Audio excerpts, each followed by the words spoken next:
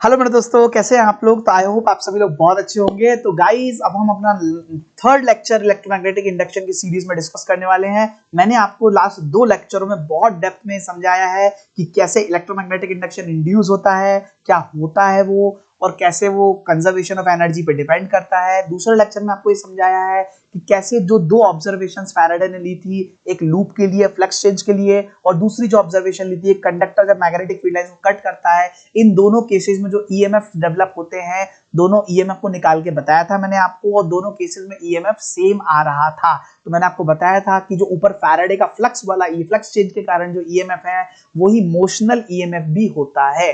अब दोस्तों, सिर्फ इसको पता करने से कुछ नहीं होगा, आपको ना इसका बहुत डेप्थ में एप्लीकेशन आना चाहिए, बहुत वैरायटी से चीजें दिमाग में कवर होनी चाहिए, हर टाइप का एग्जांपल आपको क्लियर होना चाहिए, तभी आपका माइंड एकदम क्लिक करेगा तुरंत। तो आप आज की जो क्लास है वो क्लास में आज हम बहुत सारे एग्जांपल्स डिस्कस करने वाले हैं, जो एग्जांपल्स को लेकर हम ये डिस्कस करेंगे कि किस किस तरीके से इस चीज का एप्लीकेशन हो सकता है। तो ज्यादा टाइम वेस्ट ना करते हैं, हम स्टार्ट करते हैं। तो बच्चों, अब हम जो बात कर रहे हैं मोशनल ईएमएफ, जो हमने लास्ट क्लास में पढ़ा था, just a minute, motional EMF जो हमने लास्ट क्लास में पढ़ा था, इसके हम कुछ एग्जांपल्स डिस्कस करने वाले हैं। तो आई होप आप थोड़ा सा ध्यान देंगे इस पे। तो बेटा आप खुद ध्यान दो। सबसे पहला, जैसे स्टेप बाय स्टेप करते हैं, बहुत अच्छे से समझते हुए आराम से।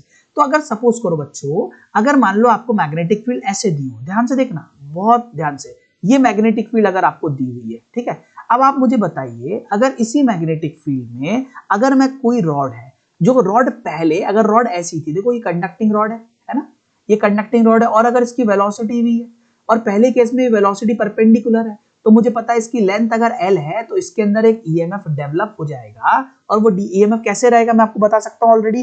कैसे इसको डायरेक्टली कैसे करना है आपको, कि इसके अंदर जो पॉजिटिव चार्ज होगा, देखो ना यहाँ पर, इसके अंदर जो पॉजिटिव चार्ज होगा कैसे फील करेगा वो फोर्स, तो V क्रॉस भी ऊपर की तरफ, तो ऊपर पॉजिटिव चार्ज जाएगा, तो ऑटोमेटिकली बड़ा वाला ईएमएफ जो हायर पोटेंशियल है ऊपर आएगा और लोअर पोटेंशियल नीचे आएगा। तो साहब इस तरह से एक ईएमएफ डेवलप हो जाएगा। अच्छा साहब, सर ये तो आपने तब बताया जब आपकी मैग्नेटिक फील्ड के परपेंडिकुलर, ये जो लेंथ के परपेंडिकुलर वेलोसिटी है। चलो आप खुद थोड़ा सा और डिफरेंट केसेस अपन इसमें देखते हैं। अगर सर बताइए, इसमें मैंने रॉड को तो ऐसे ही रखा, रॉड को तो मैंने ऐसे ही रखा, अगर मैंने वेलोसिटी ऐसी कर दी, तो बताइए सर क्या होने वाला है, जल्दी से बताओ। वेलोसिटी ऐसी कर दी, अगर वेलोसिटी एंगल थीटा पे कर दी तो क्या होने वाला है, ये सोचने वाली बात है। बहुत अच्छा क्वेश्चन बनता है ये, आपको समझना पड़ेगा। कभी भी इस वैरायटी का क्वेश्चन है, आपको समझना है। कैसे समझना है, बिल्कुल फंडामेंटली, जो आप क्यों ईएमएफ डेवलप हुआ। तो देखो, इस टाइप ऑफ केसेस के लिए आपको क्या करना है, आप इसको देखते हैं, समझते हैं। जो ये रॉड है, ये रॉड में 2 वेलोसिटीज देखो है। कैसे 2 वेलोसिटीज है सर, एक वेलोसिटी से ये v sin थीटा से आगे जा रहा है, ठीक है, ये तो हमें पता है, हमें बताने की जरूरत नहीं है। और एक वेलोसिटी से ये v cos थीटा से ऊपर जा रहा है। आई होप आपको ये क्लियर होगा, है ना, दोनों परपेंडिकुलर रहेंगे कंपोनेंट। तो मैंने क्या करा, रेजोल्यूशन कर लिया वेलोसिटी। अब देखते हैं दोनों में एक एक स्टेप। जिस तरह से हमने v sin थीटा से हमने, जिस तरह से पहले यहाँ पर परपेंडिकुलर केस में वेलोसिटी निकालते थे, तो जो इलेक्ट्रॉन था वो नीचे जाता था, है ना। अगर मैं सिर्फ, देखो समझना बात को, 2 केसेस है इसके अंदर, एक इसके कारण भी ईएमएफ डेवलप हो सकता है और इसके कारण भी ईएमएफ डेवलप हो सकता है। तो अगर मैं सिर्फ पहले v sin थीटा की बात करूं, तो देखेंगे अपन, तो v sin थीटा के कारण जो ईएमएफ डेवलप होगा, तो देखो ये आपकी रॉड है ना, और ये आपका v sin थीटा है। तो मुझे पता है यहाँ पर पहले v था, v sin थीटा है, तो अभी इसके कारण जो एक ईएमएफ डेवलप होगा वो प्लस माइनस इस तरह के होगा, और इसका जो ईएमएफ की वैल्यू होगी वो होगी VBL होती है ना, पढ़ा है मैंने, क्योंकि ये परपेंडिकुलर है ना, v और v क्या है यहाँ पर, v sin थीटा है, और into magnetic field into L, तो ये आ जाएगा आपका BVL sin थीटा। क्या आपको बात ये क्लियर है बच्चों? तो ये तो है। चलो साहब, ये तो ईएमएफ डेवलप हो ही गया, ऊपर प्लेट जो है प्लस रहेगी और नीचे आपकी माइनस रहेगी, इस तरह से ईएमएफ आपका डेवलप रहेगा। बट सर इसके अंदर एक और भी तो है v sin थीटा, क्या उसके कारण वही फिनोमेना नहीं होगा? तो देख लेते हैं, समझ लेते हैं बच्चों। तो v cos थीटा है ना, v cos थीटा, तो v cos थीटा के कारण भी वो फिनोमेना हो सकता है, बिल्कुल हो सकता है, तो अपन समझ लेते हैं। तो देखो रॉड में ऐसे बना देता हूं, तो देखो ध्यान से, अब देखो यहाँ पर जो चार्ज है, जैसे इलेक्ट्रॉन है, ये इलेक्ट्रॉन चार्ज है। अब देखो इस इलेक्ट्रॉन की v cos थीटा के कारण ऊपर v cos थीटा वेलोसिटी होगी। अब आप मुझे बताओ, मैग्नेटिक फील्ड इधर है, तो क्या इसके अंदर एक फोर्स आएगा? हाँ बिल्कुल आएगा, बिल्कुल आएगा। देखो v क्रॉस भी फोर्स इधर आएगा, बात आपको समझ में आ रही है, और चूंकि ये नेगेटिव चार्ज है तो फोर्स रिवर्स हो जाएगा। मैं फिर से समझा रहा हूँ, v cos थीटा के कारण इस इलेक्ट्रॉन पे फोर्स इधर आएगा, बट चूंकि ये इलेक्ट्रॉन है तो इधर रिवर्स हो जाएगा, तो इसके अंदर जो मैग्नेटिक फोर्स आएगा वो सर इधर आएगा, जो इलेक्ट्रॉन को इधर लेके जाएगा, this is magnetic force. But अगर पॉजिटिव चार्ज होता तो उसको इधर लेके जाता, बोलो जल्दी से, पॉजिटिव चार्ज होता तो आप बताओ v cos थीटा के कारण सारे नेगेटिव चार्ज इधर डिस्ट्रीब्यूट और सारे पॉजिटिव चार्ज इधर डिस्ट्रीब्यूट होना चालू नहीं होंगे क्या? होंगे। तो इधर भी तो एक इलेक्ट्रिक फील्ड बनेगी, तो इधर भी तो, ऐसे में भी तो एक ईएमएफ डेवलप होगा। देखो मेरी बात समझ में आ रही है, v sin थीटा के कारण ऐसे में ईएमएफ डेवलप हुआ, v cos थीटा के कारण ऐसे में ईएमएफ डेवलप होगा, तो सर इसको अकाउंटेबिलिटी में नहीं लेंगे क्या? तो आंसर है नो। इसको अकाउंटेबिलिटी में क्यों नहीं लेंगे बेटा, इसको कंसिडरेशन में क्यों नहीं लेंगे? क्योंकि हम प्रैक्टिकली में रॉड बहुत थिन मानते हैं, उसकी थिकनेस बहुत कम मानते हैं, उसकी लेंथ मानते हैं, इसलिए लेंथ वाइज ईएमएफ डेवलप हो जाता है, but breadth wise EMF develop नहीं होता। बट अगर क्वेश्चन पूछ लिया गया आपसे बच्चों कि अगर रॉड की थिकनेस आ गई तो क्या ईएमएफ ऐसे में भी आ जाएगा? तो आंसर है यस। तो ठीक है, तो ईएमएफ डेवलप होगा। तो अब हम बोल सकते हैं edge thickness is zero, edge thickness जो है इज नेग्लिजिबल, तो हम बोल सकते हैं ये वाला जो बोल सकते हैं ईएमएफ जो डेवलप होगा due to v cos theta is actually negligible and is zero. क्या आपको ये बात समझ में आई? तो इसलिए ऑलवेज रिमेंबर, अब हम सिर्फ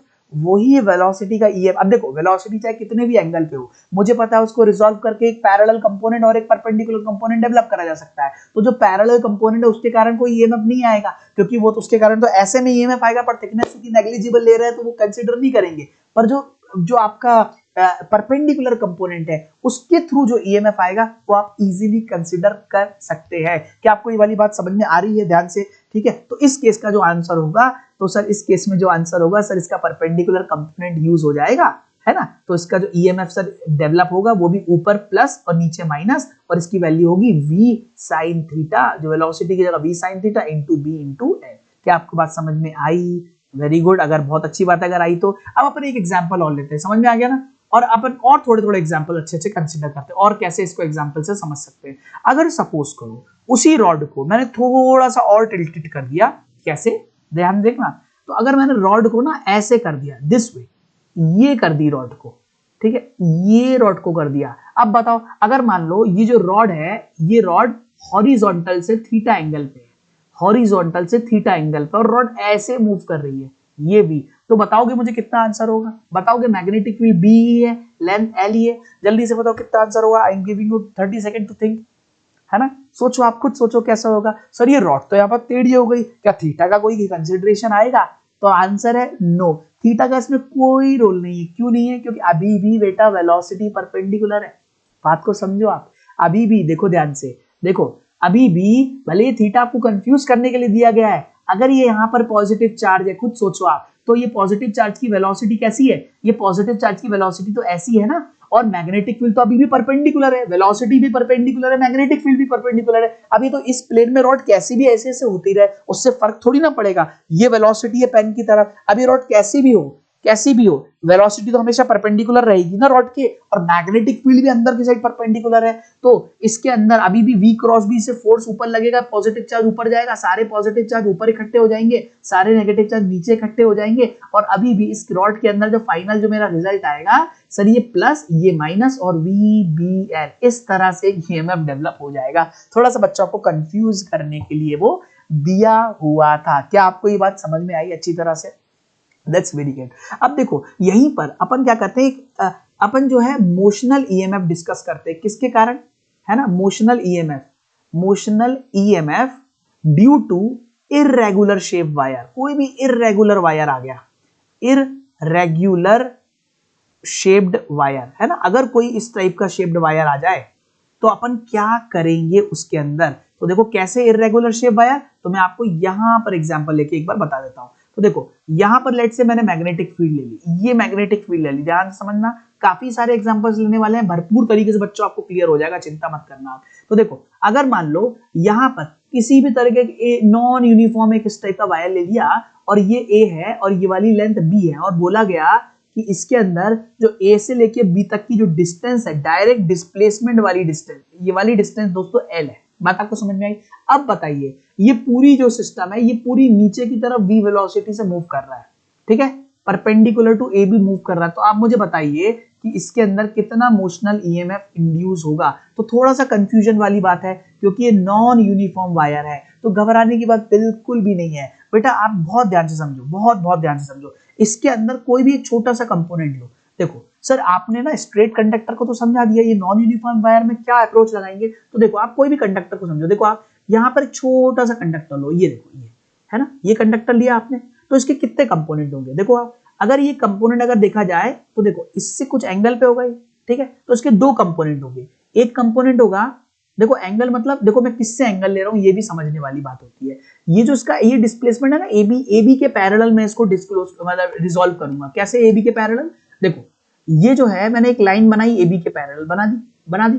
अब देखो इसके अक्रॉस जो कंपोनेंट है ये, अभी मैं क्या कर रहा हूं और इजी करने के लिए ना यहाँ पर एक एक्सेस बना देता हूँ। देखो ध्यान से, ये जो है ये एक एक्सेस बना दी, ये एक एक्सेस y एक्सेस बना दी मैंने, और ये जो एक्सेस बना दी यहाँ पर AB की लेंथ के अलोंग ये एक x एक्सेस बना दी। बात आपको क्लियर है, बिल्कुल अच्छी तरह से क्लियर है। ये x एक्सेस है, ये y एक्सेस है। अब खुद सोचो आप, यहाँ पर इस जगह ये जो है ये जो लेंथ है ये DL लेंथ है, तो इसके दो कंपोनेंट होंगे। एक ये वाला कंपोनेंट होगा जो पैरेलल टू dy एक्सिस होगा, और एक ये वाला x एक्सिस, मतलब इसको बोल दिया मैंने dx, इसको बोल दिया मैंने dy। बोलो बात समझ में आई, बोलो बात समझ में आई। मैं आपको नहीं समझ में आई तो मैं आपको फिर से ये चीज समझा देता हूं। ये जो लेंथ है इसके दो कंपोनेंट होंगे, एक कंपोनेंट होगा ये dx, एक कंपोनेंट होगा ये dy। देखो आप समझो ट्रायंगल बनेगा ना, dx और dy में रिजॉल्व हो जाएगी चीजें। अब आप खुद बताओ, एक तो कंपोनेंट है इसका dy जो ऐसा है, और वेलोसिटी, अच्छा dy क्या है, dy मतलब वेलोसिटी भी y के पैरेलल है।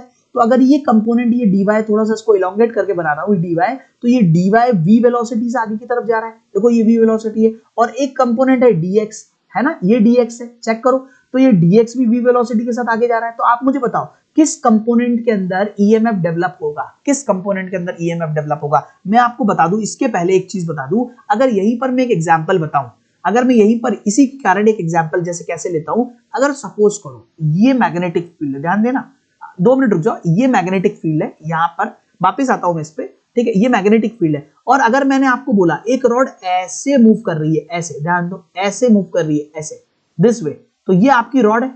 अब ये रॉड ऐसे जा रही है, तो आप खुद सोचो बेटा ये क्या मैग्नेटिक फील्ड लाइन को कट कर रही है? नहीं, मैग्नेटिक फील्ड की तो पैरेलल है। तो मैग्नेटिक फील्ड को तो ये पैरेलल है, कट नहीं कर रही है। तो कट नहीं कर रही है तो इसके अंदर ईएमएफ इंड्यूस कितना रहेगा? 0। ध्यान रहे, मैग्नेटिक फील्ड लाइंस को कट करना है उसको, तो कट नहीं कर रही है, पैरेलल चल रही है। क्या आपको इतनी बात समझ में आई? बात आपको समझ में आई? अब देखो अगर मैं इसी केस में मैग्नेटिक फील्ड ऐसी ही लेता हूं, ऐसी, यही मैग्नेटिक फील्ड सामने है आपके, और अगर मैं रॉड को ना आपको ऐसे कर देता हूं, लेट्स से सामने रॉड ऐसी है, तो क्या बताओ अगर ये वेलोसिटी v के साथ जा रही है तो क्या ये मैग्नेटिक ईएमएफ डेवलप करेगी?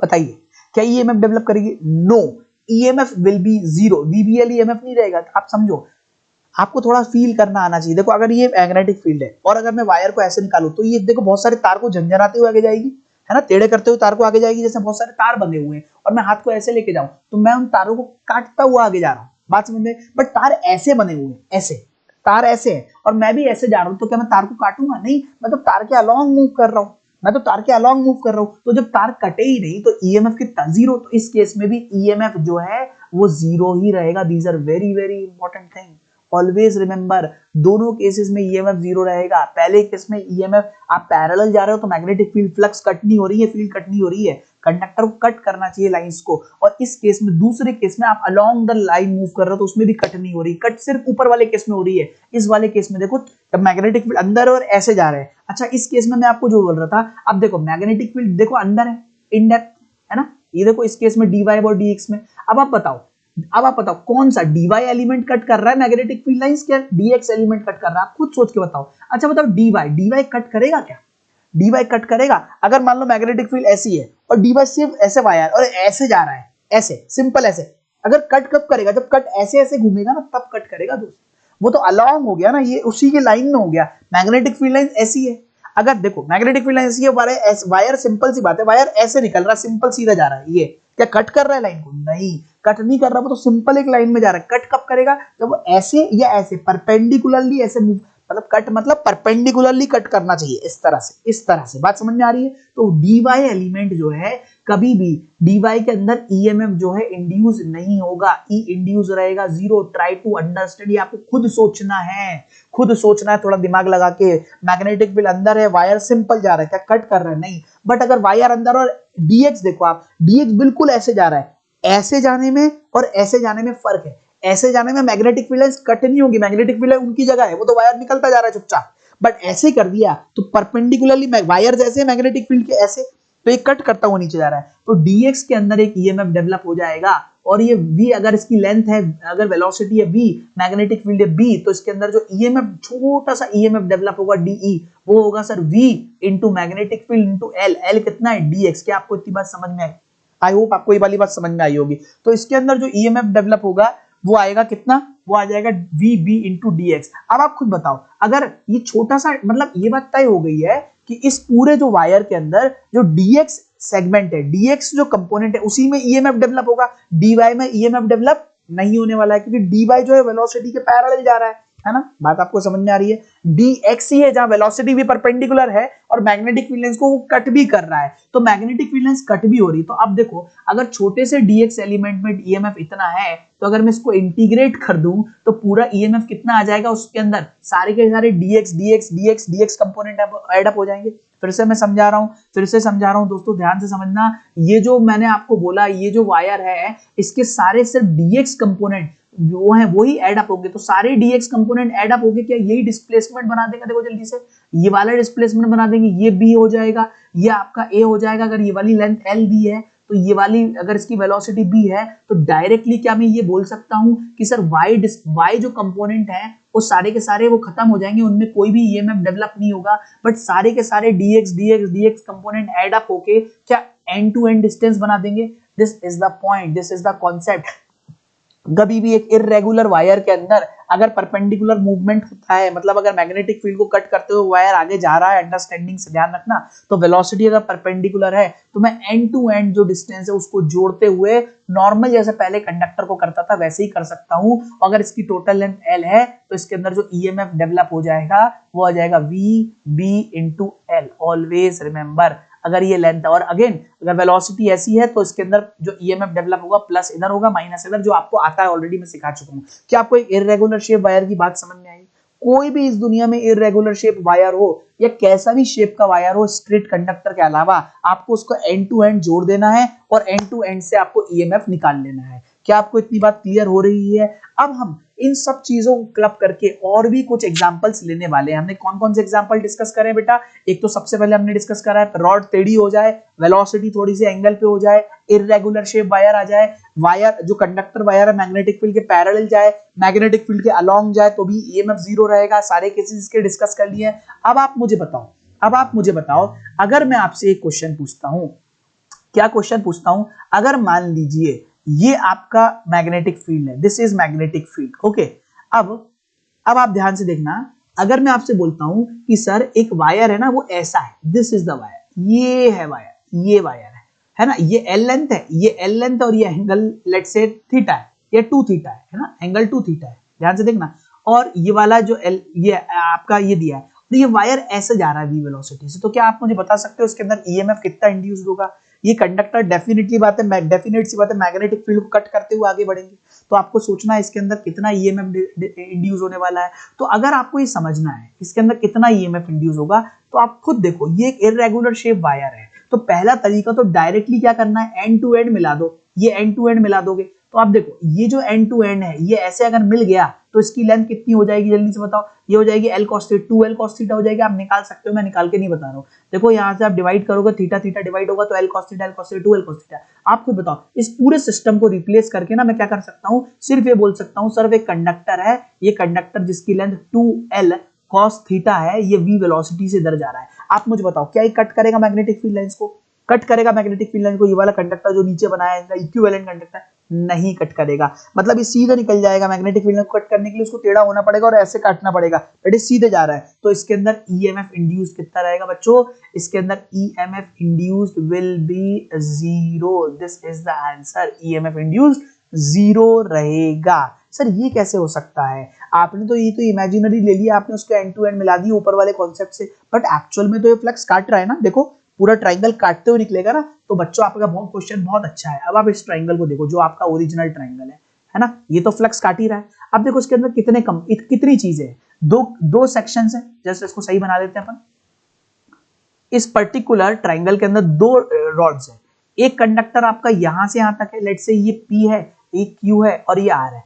एक कंडक्टर आपका Q2 R है और एक कंडक्टर आपका P2 Q है। आप कुछ सोचो, अगर ये मैग्नेटिक फील्ड है इस तरह से, तो ये जो कंडक्टर है, ये कंडक्टर v वेलोसिटी से आगे बढ़ रहा है और ये कंडक्टर भी बढ़ रहा है, तो Q2R की अगर आप डिस्कशन करो, Q2R, तो देखो ऊपर से Q2R अगर आप लेंगे, ये Q2R है, तो आप देखो अगर मान लो लेट से कोई भी अगर आप एंगल इसमें मान लो, अगर मान लो ये वाला एंगल मैंने फाई ले लिया, ठीक है, ये फाई ले लिया आपने, तो इसके बाद में ये v साइन फाई के लिए क्या करेगा, v इंटू साइन फाई के लिए ये दो वेलोसिटी से मूव करेगा, तो v cos फाई के लिए डेवलप करेगा नहीं ईएमएफ, v cos फाई के लिए तो पैरेलल हो जाएगा, है ना, तो ये v sin फाई के लिए ईएमएफ डेवलप करेगा। तो मैं डायरेक्टली बोल सकता हूं इसके अंदर रॉड के अंदर एक ईएमएफ इस तरीके से डेवलप होगा, और जो हो जाएगा v sin फाई, ये velocity into magnetic field into L. इतनी बात समझ में आई, मतलब इस वाले ट्रायंगल के अंदर, इस रॉड के अंदर ऐसा ईएमएफ डेवलप होगा जिसकी वैल्यू होगी v sin phi into B into L. क्या आपको बात समझ में आई? बात समझ में। अब देखो, अब ये PQ को देखो, PQ को ध्यान से, तो PQ कंडक्टर भी तो मूव कर रहा है। PQ कैसे मूव कर रहा है? PQ भी ऐसे मूव कर रहा है। अच्छा, PQ अगर ऐसे मूव कर रहा है तो PQ का आप एंगल निकाल के देखो। अगर देखो ध्यान से देखो, एंगल की अगर अपन बात करें तो ये वाला एंगल फाई है, तो ये वाला एंगल भी फाई होगा, है ना, ये वाला एंगल फाई होगा। अब देखो ये वाला एंगल अगर फाई है, ये वाला एंगल 2 थीटा है। आप खुद सोचो, ये देखो, ये यहां पर, ये इस तरह से, ये देखो यहां पर अपन ज्योमेट्री अगर बना देते हैं तो देखो ये वाला एंगल फाई था, ठीक है। अब ये वाला एंगल अगर फाई है तो इसको, ये टोटल एंगल, ये वाला एंगल कितना था, ये वाला 2 थीटा एंगल था, ठीक है। तो अगर ये वाला, एक जस्ट मिनट अपन इसको सोच लेते हैं, तो इसके पैरेलल अगर अपन ने लाइन बनाई है तो ये वाला एंगल भी 2 थीटा रहेगा, ठीक है, रहेगा। तो बस ये समझ में आ गया ना, अगर आपकी वेलोसिटी ऐसी है, ये वेलोसिटी है, तो इसको अपन परपेंडिकुलर वेलोसिटी में कैसे डिस्ट्रीब्यूट कर सकते हैं, ये हो जाएगा ये 2 थीटा, ये फाई, तो ये वाला एंगल कितना आ जाएगा, ये वाला एंगल भी फाई आ जाएगा, देख लो आप, ये आ जाएगा फाई। तो देखो आप, ये वाला फाई एंगल आ जाएगा, ये आ जाएगा v cos फाई ऐसे चला जाएगा, है ना, और ये v sin फाई ऐसे चला जाएगा। तो चेक करो फिर से, देखो ना, आप समझ में आया बात को, ज्योमेट्री समझ में, ये फाई है, ये फाई है। आप यहां से भी ये ज्योमेट्री लगा सकते हो, ये वाला एंगल 2 थीटा रहेगा, ये फाई रहेगा, आप अपने आप भी समझ सकते हो। तो ये v sin फाई यहां पर आ जाएगा और ये v cos फाई आ जाएगा। तो देखो क्या होगा, ये वाला जो कंडक्टर है, ये वाला v sin फाई के साथ ये भी आगे बढ़ रहा है। क्या आपको बात समझ में आई? क्या आपको बात समझ में आई? तो अब देखो v sin फाई के साथ ये भी आगे बढ़ रहा है, तो इसके अंदर भी एक ईएमएफ आ जाएगा। कितना आ जाएगा इसके अंदर? ये भी सेम आ जाएगा, v sin phi into B into L आ जाएगा। अब आप खुद सोचो, इस ट्राइंगल कंडक्टर के अंदर ना, ये जो ट्राइंगल कंडक्टर है, इसके अंदर दो ईएमएफ लग चुके हैं। कौन से? एक ईएमएफ ये वाला लग गया, एक ईएमएफ सेम टू सेम ये वाला लग गया। आप कुछ तो, ये दोनों ईएमएफ तो सब्सट्रैक्टिव कॉम्बिनेशन में है ना, मतलब अपोजिट लगे हुए, तो नेट ईएमएफ कितना हो गया? ईएमएफ नेट कितना हो गया? This is basically 0। तो नेट ईएमएफ आपका फिर से 0 आ गया। तो समझ में आई? तो इसीलिए अपन डायरेक्टली क्या कर सकते हैं, उसको वहां से रिमूव करके इस पॉइंट को अपन डिस्कस कर सकते हैं या उस लेंथ को डिस्कस कर सकते हैं। बात आपको समझ में आई? अब मैं बार बार आपको ये चीज नहीं समझाऊंगा, डायरेक्टली आपको मैं और एग्जांपल अगर मैं दे दूं, अगर मान लीजिए ये आपका इस तरह से आपकी मैग्नेटिक फील्ड आपको दी हुई है और आपके पास में इस टाइप से, आपको मैं कुछ होमवर्क दे रहा हूं, आप कर भी सकते हो उसको, आप इस टाइप से कुछ जिस तरह से मान लीजिए अगर ये ट्रायंगल बना दिया, चलिए मैं करवा ही देता हूं आपको, ये अगर आपको ट्रायंगल इस तरह से बना दिया तो आप निकाल सकते हो आंसर, बिल्कुल निकाल सकते हो, ठीक है। ये आपका अगर ये पार्टिकल ऐसे जा रहा है v वेलोसिटी से, तो आप directly a to b point join कर सकते हो। ये वाली, अगर ये वाली लेंथ l है तो आप डायरेक्टली बोल सकते हो सर मेरी वेलोसिटी ऐसी है और ये लेंथ टोटल l है, तो v b into l EMF आ जाएगा। सिमिलरली अगर मान लीजिए, अगर कोई एक और मैग्नेटिक फील्ड, अगर पूरे में मैं मैग्नेटिक फील्ड ही बना देता हूं, सारे के सारे एग्जांपल्स साथ में डिस्कस अपन कर देते हैं ताकि आपको और क्लैरिटी आ जाए ना, ठीक है। आप खुद सोचो, आप अगर मान लो यहां पर अगर ये ट्रायंगल हो गया, अब सपोज करो मैं इस टाइप का कोई फिगर बना दूं, ये वाला, ये वाला, ये, अब मैं आपसे बोलूं ये वाला पार्टिकल इधर जा रहा है v वेलोसिटी से, बताओ कितना ईएमएफ इंड्यूस होगा। तो ज्यादा नहीं सोचना है आपको, अगर ये लेंथ एल है, ये वाली लेंथ एल है, ये वाली लेंथ एल है और ये वाली लेंथ एल है और ये आपका एंगल दिया है लेट से थीटा और थीटा अगर दिया हुआ है तो आप आराम से ये, मुझे पता है एंड टू एंड जोड़ना है, ध्यान से देखना बेटा, एंड टू एंड में ही ईएमएफ डेवलप होगा क्योंकि इरेगुलर शेप वायर है। तो डायरेक्टली आप आप देखो जैसे आप हर स्टेप में भी बोल सकते हो, समझ सकते हो। तो एक ईएमएफ इधर होगा, एक ईएमएफ इधर होगा, एक ईएमएफ इधर होगा, ये सब भी इंडिविजुअली भी निकाल सकते हो, जैसे मैंने पहले निकाल के बताया आपको। आप इंडिविजुअली निकाल के भी सम कर सकते हो, है ना, वो आप आराम से अपने आप ही कर लेना। तो देखो यहाँ से ए से लेके बी अगर मैं ईएमएफ की बात करूं तो कितना हो जाएगा, जल्दी से बोलो। ये आ जाएगी आपकी एल कॉस थीटा और ये वाला आ जाएगा आपका एल कॉस थीटा। आ जाएगा कि नहीं आ जाएगा? तो टोटल एक लेंथ ऑफ रॉड बन गई जिसकी वैल्यू आ गई 2L bracket 1 plus cos theta, यही लेंथ आ जाएगी, टोटल ऐड हो जाएगी। तो बस आंसर आ गया। ये v वेलोसिटी से जा रहा है तो इसका आंसर आ जाएगा कितना, VBL velocity magnetic field into L कितना है, वो आ जाएगा sir 2L bracket 1 plus cos theta. तो ये आपका ईएमएफ, आपको बताने की जरूरत नहीं है, ये आपकी बैटरी कुछ इस तरीके से लग जाएगी। मैं आपको फिर से बोल रहा हूँ, ये तो ट्रिक है बट आप इसको फंडामेंटली भी कर सकते हो। कैसे फंडामेंटली कर सकते हो तो मैं आपको बता देता हूँ, एक बार फिर से बता देता हूँ, कोई दिक्कत। देखो ये वाला जो सेक्शन है इसमें एक ईएमएफ डेवलप होगा, ये वाला जो सेक्शन है इसके अंदर एक ईएमएफ डेवलप होगा, VBL होगा ना, ये VBL होगा, ये VBL होगा, तो 2VBL यहां से आ जाएगा। और देखो इसके अंदर हो जाएगा, इसके अंदर हो जाएगा, देखो ये जो है इस तरह से होगा, ये VBL cos थीटा डेवलप होगा, ये वेलोसिटी का cos कंपोनेंट आ जाएगा इधर तक, है ना। तो VBL cos थीटा और इसके अंदर भी एडिटिव कॉम्बिनेशन में VBL cos थीटा हो जाएगा, तो 2VBL cos थीटा यहां से आ जाएगा। आप आराम से समझ सकते हो। नहीं आया समझ में? ये वेलोसिटी है ना, तो ये थीटा है ना, और ये आ जाएगा आपका, जस्ट अ मिनट, सॉरी, ये गलती हो गई ना, ये गलती हुई, VBL sin थीटा आएगा। दोस्त ये जो है ना थोड़ा सा गलती हुई है, आई एम सॉरी, यहाँ पर है ना sin थीटा आएगा, cos थीटा नहीं आएगा।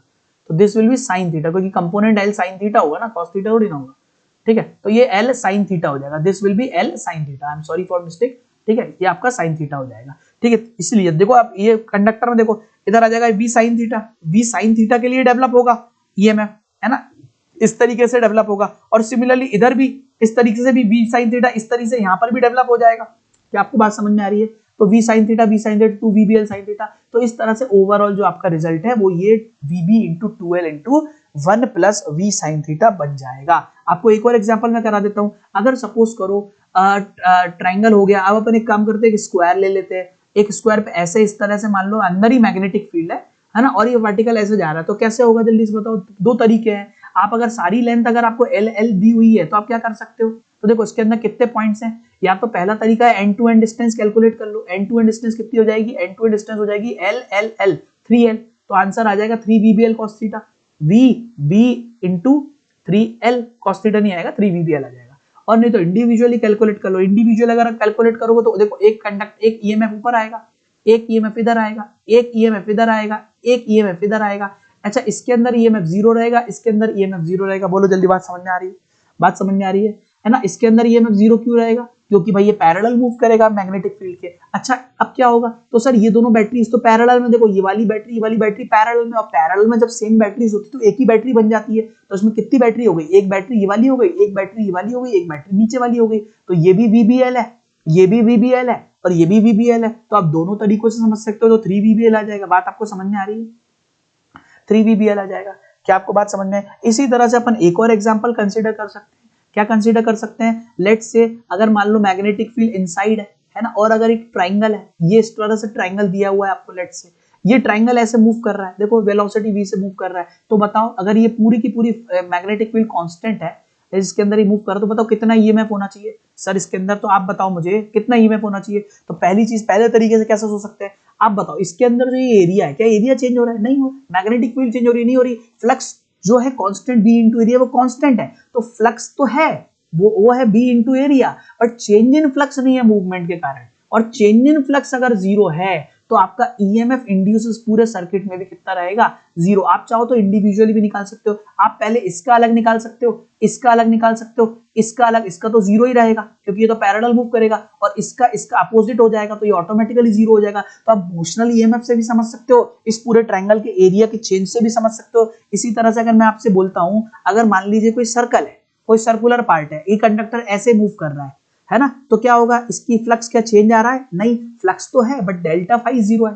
चेंज इन फ्लक्स 0 है तो इंड्यूस्ड ईएमएफ ऑटोमेटिकली फिर से 0 हो गया। अगर ये रोटेट भी कर रहा है तो क्या कुछ चेंज आएगा? नहीं आएगा, फिर से रोटेट करने में भी डेल फाई 0 है, तो इंड्यूस्ड ईएमएफ ऑटोमेटिकली दोबारा फिर से 0 हो जाएगा। ये सब चीजें बहुत बहुत बहुत ज्यादा इंपॉर्टेंट होती हैं। अब आपको मैं एक अच्छा एग्जांपल एक और बताता हूँ, ठीक है, समझ में आ गया ना आपको। कंडक्टर्स अलग अलग कंडक्टर से भी समझ सकते हैं, ईएमएफ से मतलब फ्लक्स से भी समझ सकते हैं, और कैसे इरेगुलर वायर में हो रहा है। अब सपोज करो आपको एग्जांपल दिया, एक करंट कैरिंग वायर है, ये जैसे करंट कैरिंग वायर है, ये करंट कैरिंग वायर है, ठीक है, और एक करंट कैरिंग वायर ऐसे करंट कैरी कर रहा है, और ये एक लूप है, इस जगह ये लूप है, ये कंडक्टर है, और इसकी वेलोसिटी इस मोमेंट पे v है, और आपको दिया है ये वाली डिस्टेंस लेट से a है, और यहां से ये वाली डिस्टेंस ये है b है। तो आप मुझे बताओ इस मोमेंट पे इस स्क्वायर के अंदर कितना ईएमएफ इंड्यूस होगा, ये आपको समझाना है। तो आप खुद सोचो, वेलोसिटी है, मैग्नेटिक फील्ड नहीं दी हुई है, पर आपको पता है एक straight long current carrying conductor के कारण एक दूर तक एक वेरिएबल मैग्नेटिक फील्ड रहेगी, रहेगी कि नहीं रहेगी, और ये मैग्नेटिक फील्ड कैसी रहेगी, पूरी की पूरी magnetic field into the plane रहेगी, ये बात बिल्कुल तय है, ये इनटू द प्लेन रहेगी। और जैसे इनटू द प्लेन है तो ये मैग्नेटिक फील्ड क्या करेगी बेटा, इधर पर मैग्नेटिक फील्ड कुछ अलग रहेगी, इधर पर मैग्नेटिक फील्ड कुछ अलग रहेगी, इधर पर जो इस मोमेंट पे जो मैग्नेटिक फील्ड रहेगी वो कितनी रहेगी, लेट्स से उसको अपन B1 मान लेते हैं, इस मोमेंट पे जो मैग्नेटिक फील्ड रहेगी उसको अपन B2 मान लेते हैं, पर बीच की अभी अपन नहीं बोल रहा है। तो B1 कितनी रहेगी मुझे पता है, वो होती है mu not I by 2πr, तो ये B1 रहेगी 2πa, this will be B1, और B2 जो रहेगी वो बहुत इजी है बताना, mu not I bye 2πa plus B, यही रहेगी मैग्नेटिक फील्ड। बताओ B1 आ गई, B2 आ गई, अब आप बताओ कितना मैग्नेटिक जो ईएमएफ है डेवलप होगा, मोशनल ईएमएफ। तो आप फ्लक्स से भी समझ सकते हो, देखो फ्लक्स तो चेंज होगा, ऑब्वियस सी बात है, अगर मूव कर रहा है तो डेफिनेट सी बात है, क्योंकि मैग्नेटिक फील्ड वेरिएबल है तो चेंज तो आएगा ही आएगा, ठीक है, फ्लक्स तो चेंज आएगा। अब देखो आप खुद सोचो, ईएमएफ से निकालो, ये जो है ये तो कभी कोई चेंज देगा ही नहीं, क्योंकि ये तो पैरेलल, चाहे कुछ भी हो काटेगा ही नहीं ना मैग्नेटिक फील्ड, तो इसके अंदर ईएमएफ तो जीरो ही रहेगा, और इसके अंदर भी ईएमएफ जीरो रहेगा, जो भी ईएमएफ डेवलप होगा वो इसके अंदर होगा। तो ये जो कंडक्टर है, ये कंडक्टर की लेंथ है L और मैग्नेटिक फील्ड है B2, तो इसके अंदर एक ईएमएफ ऐसा डेवलप होगा, ये देखो, और ये प्लस ऊपर रहेगा माइनस ऊपर, मैं समझाऊंगा नहीं, ऑलरेडी बता चुका हूं, तो V B2 इंटू L होगा। सिमिलरली यहां पर भी इसके अंदर भी एक ईएमएफ डेवलप होगा, ये हो जाएगा, और ये हो जाएगा V B1 इंटू L हो जाएगा। बोलो जल्दी से।